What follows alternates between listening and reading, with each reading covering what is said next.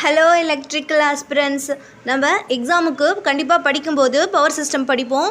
அந்த பவர் சிஸ்டமில் நம்மளுக்கு வந்துட்டு இந்த ஸ்விட்ச் கீர் அண்டு ப்ரொடெக்ஷன் அப்படின்னு சொல்லிட்டு ஒரு டாபிக் வரும். அந்த டாப்பிக்லேருந்து பார்த்திங்கன்னா அதிகமான கொஷின்ஸ் வரும். அப்போ அந்த டாப்பிக்லேருந்து என்னென்ன கொஷின்ஸ் வருது, அதுக்கான கான்செப்ட் என்ன அப்படின்னு சொல்லிட்டு நம்ம இந்த வீடியோவில் கொஞ்சம் நம்ம பார்க்க போகிறோம். இப்போ மெயினாக பார்த்திங்க அப்படின்னா, இப்போ ப்ரொடெக்ஷன் அண்டு ஸ்விட்ச் கீர் அந்த டாப்பிக்கில் வந்துட்டு 3 விஷயத்தை நம்ம அதிகமாக கான்சன்ட்ரேட் பண்ண வேண்டியது இருக்குது. ஏன்னா அதுலேருந்து நம்மளுக்கு எல்லா எக்ஸாமுக்கும் கொஷின்ஸ் வரும். டிஎன்பிஎஸ்சியாக இருந்தாலும், எஸ்எஸ்சியாக இருந்தாலும், ஆர்ஆர்பியாக இருந்தாலும் அதுலேருந்து கொஷின்ஸ் கண்டிப்பாக நம்மளுக்கு வரும். மெயினாக என்னது, சர்க்யூட் பிரேக்கர், ரிலே, அப்புறமா ஃபியூஸு, அவ்வளோதான், முடிஞ்சு போச்சு. இப்போ சர்க்யூட் பிரேக்கர்னால் என்னது, பெரிய பெரிய வோல்டேஜ் ஹெச்வி இந்த மாதிரி வர இடத்துலலாம் நம்ம சர்க்யூட் பிரேக்கர் யூஸ் பண்ணுவோம். லோ வோல்டேஜ்னால் ஃபியூஸை தூக்கி போடுவோம். ரிலே என்ன பண்ணுவானுங்க, அவங்க சென்சாரு அவன் போயிட்டு டே சர்க்யூட் பிரேக் இங்கே பாடுறா, நம்மளுக்கு அதிகமான ப்ரொடெக்ஷன் தேவைப்படுது, ஃபால்ட்டு கரண்ட் வரா, நீ கண்டிப்பாக வேலை செய்யுன்னு சொல்லிட்டு ஒரு சென்சார் பண்ணி சொல்லக்கூடிய டிவைஸ். இவ்வளோதான், முடிஞ்சு போச்சு. சரி, இப்போ அப்படி முடிஞ்சு போச்சுன்னா இதில் என்ன பார்க்க போகிறோம் அப்படின்னா, அதோட டைப்ஸு, அது வாட் இஸ் வாட் அப்படின்னா என்னென்னு தான் நம்ம பார்க்க போகிறோம். சரி, ஓகே. சர்க்யூட் பிரேக்கர் அப்படின்னா என்ன, அது எப்படி இருக்கணும் அப்படின்னு சொல்லிட்டு பார்த்தீங்க அப்படின்னா, இதில் கண்டிப்பாக ஃபிக்ஸ்டு கான்டாக்டு, மூவிங் கான்டாக்டு அப்படின்னு சொல்லிட்டு 2 விஷயம் இருக்கும். அப்போ அதை என்ன சொல்லுவாங்க, எலக்ட்ரோடு அப்படின்னு சொல்லிட்டு சொல்லிடுவாங்க. இந்த சர்க்யூட் பிரேக்கர்னு எடுத்துக்கிட்டாவே ஃபஸ்ட்டு கையில் வாங்கி வச்ச உடனே 2 விஷயம் இருக்கா நீ பார்க்கணும். என்னென்னா, அதோட ஆர்க் வந்து எக்ஸ்டிங்கிஷ் ஆகுதா, ஆர்க் நம்மளுக்கு வருதா, கான்டாக்ட் நடுவில் கண்டிப்பாக நம்மளுக்கு ஆர்க் வருதா இல்லையான்னு சொல்லிட்டு நீ செக் பண்ணி பார்க்கணும். எப்போ சர்க்யூட் பிரேக்கர் ஓப்பன் ஆகும்போது ஆர்க் வந்து ப்ரொடியூஸ் ஆகிருக்கணும். இது ஒரு மொதல் பாயிண்ட்டு, முக்கியமான பாயிண்ட்டு. 2வது பாயிண்ட் என்ன அப்படின்னா, அதில் போதுமான இன்சுலேஷன் பண்ணி வச்சுருக்காங்களா அப்படின்னு சொல்லிட்டு பார்க்கணும். இன்சுலேஷன் பண்ணலாம் அப்படின்னா என்ன ஆகும், நம்மளுக்கு சர்க்யூட் பிரேக்கரே நம்மளுக்கு போயிடும். அப்புறம் ஒன்றுமே இருக்காது, ஃபால்ட்டு கரண்ட்லாம் உள்ளே பூந்து நம்மளுக்கு தேவையான எல்லா டிவைஸையும் ஒரு வழி பண்ணி விட்டுரும்.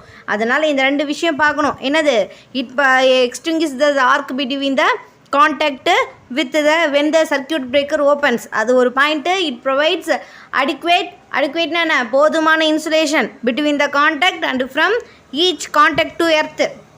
சரிங்களா, இந்த 2 பாயிண்ட் இருந்தாவே நம்மளுக்கு வந்துட்டு இது சர்க்யூட் பிரேக்கர் வந்து நம்மளுக்கு கரெக்டான லெவலாக தான் இருக்குது, இது இப்படி தான் இது ஃபங்க்ஷன் ஆகும் அப்படின்னு சொல்லிட்டு நம்மளுக்கு தெளிவாக புரிஞ்சுக்கலாம். சரிங்களா, அடுத்து சரி, இன்சுலேஷன் பண்ணிட்டோன்னு சொல்லிட்டீங்க.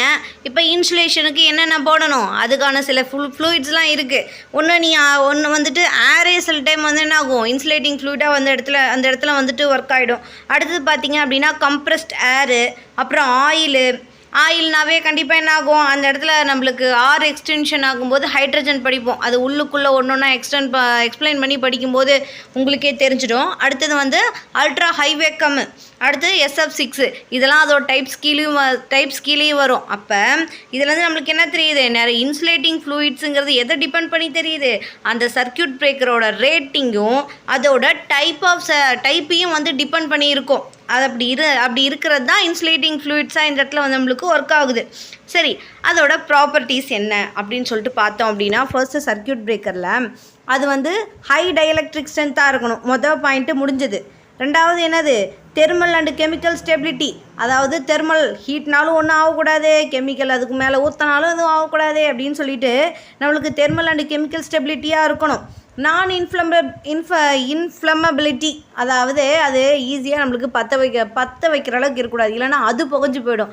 நம்ம டிவைஸை காப்பாற்றுறதுக்கு முன்னாடி அந்த சர்க்யூட் பிரேக்கரை காப்பாற்றுற மாதிரி ஆகிடும். அடுத்து பார்த்திங்க அப்படின்னா ஹை தெர்மல் கண்டக்டிவிட்டியாக இருக்கணும். அடுத்து அந்த ஆர்க் வந்து எக்ஸ்டிங்விஷ் ஆகுது, எப்படி வேணால் ஆகக்கூடாது, நல்லா ஸ்டெபிலிட்டியாக இருக்கா அப்படின்னு சொல்லிட்டு நம்ம செக் பண்ணி வாங்கணும். அடுத்து கமர்ஷியல் அவைலபிலிட்டி அப்படின்னு சொல்லிட்டு அப்படி இருக்கான்னு சொல்லிட்டு செக் பண்ணணும். அடுத்தது என்னது, இது அப்புறமா இப்போ வரக்கூடிய சர்க்யூட் பிரேக்கர் பற்றி கொஷின்ஸ் கேட்கும்போது நம்மளுக்கு டெக்னிக்கல் வேர்ட்ஸ்லாம் வச்சு கேட்குறாங்க.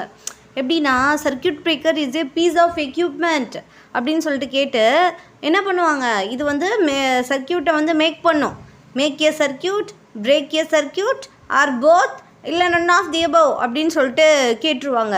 இப்போ அந்த மாதிரி கொஷின் என்ன பண்ணணும், நம்ம சர்க்யூட் பிரேக்கர் என்ன பண்ணுவோம், can make a circuit, and or break a circuit. ஓகேவா, அது மேக்கும் பண்ணும் பிரேக்கும் பண்ணுன்னு சொல்லிட்டு அந்த மாதிரி நம்மளுக்கு இப்போ நிறைய வரக்கூடிய எக்ஸாம்ஸில் வந்து கொஷின் கேட்குறா. ஸோ அந்த டெக்னிக்கல் வேர்ட்ஸுங்கிறது இந்த இடத்துல ரொம்ப முக்கியமாக இருக்குது. அப்போ அந்த டெக்னிக்கல் வேர்ட்ஸும் நமக்கு அது பண்ணப்படும். அப்போ இது ஒரு கொஷின் தான், இது ஒரு எக்ஸாம் கொஷின் தான், நோட் பண்ணிக்கோங்க.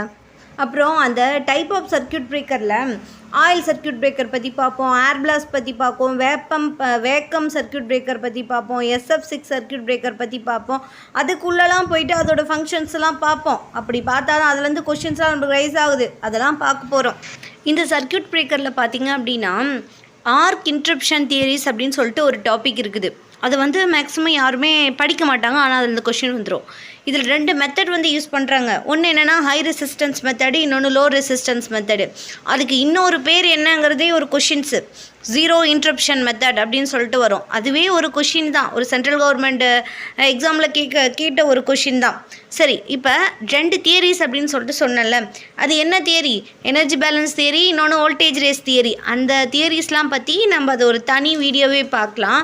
ஏன்னா அதில் வந்து இண்டக்டன்ஸ், கெப்பாசிட்டன்ஸ் அப்படின்னு சொல்லிட்டு வரும். அதில் ஆர்க் இன்ட்ரப்ஷன்னா என்னென்னு தெரியணும், டீஅயனைசேஷன் அப்படின்னா என்னென்னு தெரியணும், ஆர்க் ஸ்பிளிட்டிங்னா என்னென்னு தெரியும், அதை கூல் பண்ணுறதுக்கு என்னென்ன பண்ணணும் அப்படின்னு சொல்லிட்டு அந்த டாபிக்ஸ் எல்லாம் கொஞ்சம் கவர் பண்ணுற மாதிரி நம்ம இன்னொரு அடுத்த வீடியோவில் நம்ம பார்க்கலாம். அந்த பேசிக்ஸ் முடிச்சுட்டு நம்ம அடுத்தது போகலாம். சரி, ஓகே. இதில் வந்துட்டு அந்த இப்போ சும்மா மேலோட்டமாக ஒரு ரிப்பீட்டடாக கேட்ட அந்த பாயிண்ட்ஸ் என்னன்னா, ஃபஸ்ட்டு ஹை ரெசிஸ்டன்ஸ் மெத்தட் அப்படின்னு சொல்லிட்டு பார்த்தாங்க அப்படின்னா பேர்லேயே இருக்குது, ரெசிஸ்டன்ஸ் அதிகமாக இருக்கும். அப்போ நம்மளுக்கு இதோட பிரச்சனையே, இதோட ட்ராபேக்கே என்ன அப்படின்னா ஆர்க் இன்ட்ரப்ஷன் தான். ஆர்க் இன்ட்ரப்ஷன் தான் இதோட மெயின் ட்ராபேக்காக இருக்கும். அடுத்து பார்த்திங்க அப்படின்னா இந்த மெத்தட் வந்துட்டு low and medium power AC circuit பிரேக்கர்ஸ்லேயும் டிசி சர்க்கியூட் பிரேக்கர்ஸில் மட்டும்தான் இது வந்து நம்மளுக்கு ஒர்க் ஆகும். அடுத்து பார்த்திங்க அப்படின்னா லோ ரெசிஸ்டன்ஸ் மெத்தடு, அதுக்கு இன்னொரு பேர் என்ன சொன்னேன், ஜீரோ இன்ட்ரப்ஷன் மெத்தடு. ஒரு டைம் ஜீரோ ஆயிடுச்சு அப்படின்னா அது அவ்வளோதான், எழுந்திருக்கு, அது டெட்டு. சரிங்களா, படுத்தவன் மாதிரியே இருப்பாள். அதுக்கப்புறம் வந்து அந்த சர்க்கியூட் பிரேக்கரு எந்த ஒரு வேலையுமே நம்மளுக்கு செய்யாமல் எக்ஸ்ப்ளோட்டேஷன் ஆகிடும், ஃபுல்லாகவே எக்ஸ்ப்ளோட்டேஷன் ஆகிடும். ஓகேவா. அடுத்து எனர்ஜி பேலன்ஸ் தியரி, அது கூட இம்பார்ட்டண்ட் இல்லை, ஆனால் அந்த வோல்டேஜ் ரேஸ் தியரியிலேருந்து கண்டிப்பாக கொஷின்ஸ் கேட்டிருக்கான். அதாவது டெக்னிக்கல் புக்லேயே வந்து இம்பார்ட்டன்ட் டெக்னிக்கல் புக்லேயே கொஷின்ஸ் வந்திருக்கு. என்னென்னா அதோட formula V = V × 1 - cos T/√LC அப்படின்னு சொல்லிட்டு அந்த ஃபார்முலா அது கேட்டிருந்தான். என்னென்னா இதில் வந்துட்டு arc voltage, restriking voltage, recovery voltage, மூணு வோல்டேஜஸ் இருக்குது. அப்போ அந்த ஆர்க் வோல்டேஜ் அப்படின்னா என்ன, அடுத்து ரீஸ்ட்ரைக்கிங் வோல்டேஜ் அப்படின்னா என்ன, அந்த ரீஸ்ட்ரைக்கிங் வோல்டேஜ் வந்து எதை டிபெண்ட் பண்ணி இருக்குன்னு சொல்லிட்டு கொஷின் கேட்குறான், இண்டக்ஷன் அண்ட் கெப்பாசிட்டன்ஸ். ஏன்னா அதோட ஃபார்முலா V × 1 - cos T/√LC அப்படின்னு சொல்லிட்டு வரும். அடுத்து பார்த்திங்க அப்படின்னா அதோட ரெக்கவரி வோல்டேஜ், அப்போ அதை பற்றி கொஞ்சம் பார்க்கலாம்.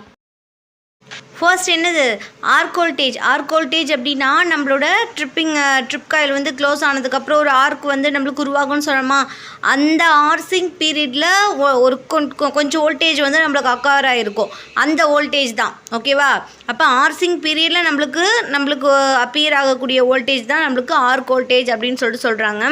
அடுத்தது 2வது என்ன அப்படின்னா ரீஸ்ட்ரைக்கிங் வோல்டேஜ் அப்படின்னா the resultant transient voltage which appears across the breaker contact at the instant of arc extension is known as the restriking voltage அப்படின்னு சொல்கிறோம். என்னென்னா இப்போ டிரான்சியன்ட் வோல்டேஜ், இது ஃபால்ட்டு கரண்ட்டு வந்துடுச்சு, அப்போ நடுவில் ஒரு நல்ல வோல்டேஜாக இருக்க போது அது கண்டிப்பாக டிரான்சியன்ட் வோல்டேஜாக தான் இருக்கும். சரிங்களா, அந்த டிரான்சியன்ட் வோல்டேஜ் அக்கராக இருக்கும்போது நம்மளுக்கு அந்த டைமில் ஆர்க் எக்ஸ்டென்ஷன் இருக்கும்போது உருவாகக்கூடிய அந்த டிரான்சியன்ட் வோல்டேஜுக்கு பேர் தான் நம்மளுக்கு ரீஸ்ட்ரைக்கிங் வோல்டேஜ் அப்படின்னு சொல்கிறோம்.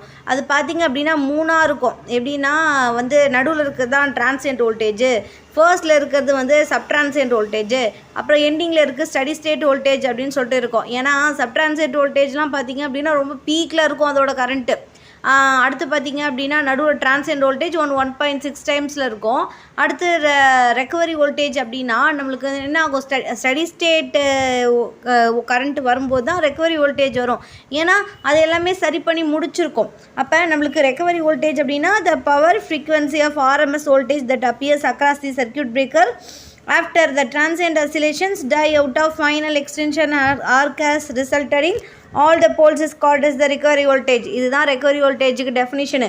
இது மெயினாக என்னது, இது ஒரு ஆர்எம்எஸ் வோல்டேஜ். நம்மளுக்கு வந்துட்டு இந்த ஃபால்ட்லாம் நடந்து முடிஞ்சு இந்த சர்க்கியூட் பிரேக்கர் டிரான்சிட் வோல்டேஜ்லாம் பண்ணி முடிஞ்சுட்டு நம்மளுக்கு அதுக்கப்புறம் ஒரு அமைதியான ஒரு சூழ்நிலை மறுபடியும் எப்பவும் போல் அந்த ஸ்டடி ஸ்டேட் கரண்ட் போகுது பார்த்தியா, அதுக்கு பேர் தான் நம்மளுக்கு ரெக்கவரி வோல்டேஜ் அப்படின்னு சொல்கிறோம்.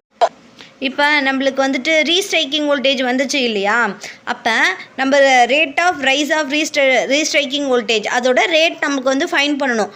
அப்போ அதுக்கான ஃபார்முலா தான் வந்துட்டு the average RRV is equal to peak value of restriking voltage divided by time taken to reach to peak value.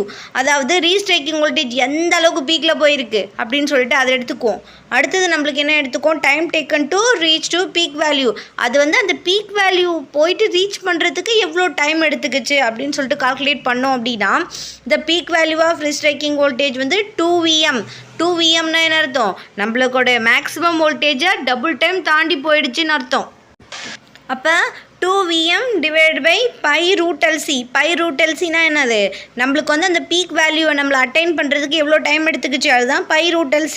அப்போ ஆல்ரெடி நான் சொன்னேன்னா voltage reus தியரியிலேருந்து V × Vm 1 - cos t/√LC அப்படின்னு சொல்லிட்டு சொன்னேன்னா அதை எடுத்து நம்ம என்ன பண்ணுறோம், அதோட ரேட் நம்ம போடும்போது டிஃப்ரென்ஷியேட் பண்ணோம் அப்படின்னா அதோட மேக்ஸிமம் எவ்வளோ கிடைக்கும், t / √LC is equal to π/2ன்னு கிடைக்கும்.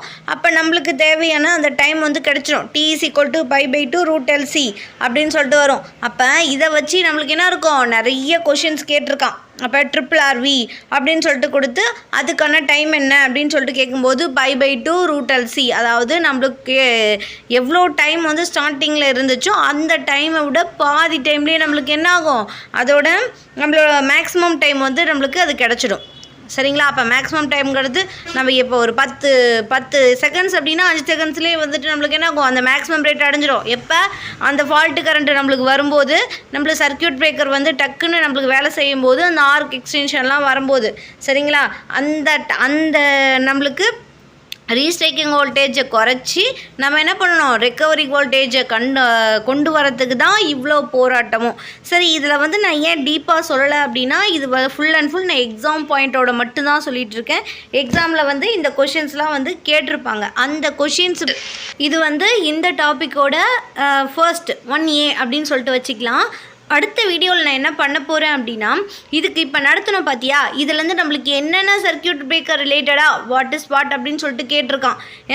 ஐ மீன் அதாவது என்னென்ன கொஷின்ஸ்லாம் வந்து ப்ரீவியஸ் இயரில் வந்திருக்கு, அது எப்படிலாம் கேட்டிருக்கான் அப்படின்னு சொல்லிட்டு அந்த கொஷின்ஸை மட்டும் அடுத்த வீடியோவில் நான் வந்துட்டு அப்லோட் பண்ணுறேன். அது 1B அப்படின்னு சொல்லிட்டு நம்மளுக்கு வரும். சரிங்களா. இன்னும் வந்துட்டு இந்த சர்க்கியூட் பிரேக்கரை பற்றி முடியல, இன்னும் வந்துட்டு கரண்ட் சாப்பிங் பற்றி நம்மளுக்கு இருக்கணும். இதோட டைப்ஸ் இருக்குது, ஆயிலு, ஏர் பிளாஸ்ட், வேக்கம்மு, SF6 அப்படின்னு சொல்லிட்டுலாம் நம்மளுக்கு அதை பற்றிலாம் இருக்குது. இதில் ஜஸ்ட் என்ன பார்த்துருக்கோம் அப்படின்னா இதில் வந்துட்டு நம்மளுக்கு அதோட ப்ராப்பர்ட்டிஸ்னால் என்ன, இதில் வந்து இது சர்க்கியூட் பிரேக்கர் வந்து எப்படி ஒர்க் ஆகுது அப்படின்னு சொல்லிட்டு பார்த்துருக்கோம். அதோட ஆர்க் இன்டரப்ஷன் தியரிஸ் பற்றி மேஜராக ஒரு சில பாயிண்ட் வந்து பார்த்துருக்கோம், என்ன கொஷின்ஸ் வருதுன்னு சொல்லிட்டு. அதையும் தனியாக நம்மளுக்கு வந்துட்டு வீடியோவில் பார்த்துடலாம். இப்போ அதுக்கு ரிலேட்டடாக இருக்கக்கூடிய கொஷின்ஸ் PYQ அடுத்த வீடியோவில் நான் போடுறேன். ஒவ்வொரு டைப்ஸையும் நான் வந்து என்ன பண்ணுறேன், எக்ஸ்பிளைன் பண்ணி அடுத்த வீடியோஸில் நான் போடுறேன். தேங்க்யூ, பாய்.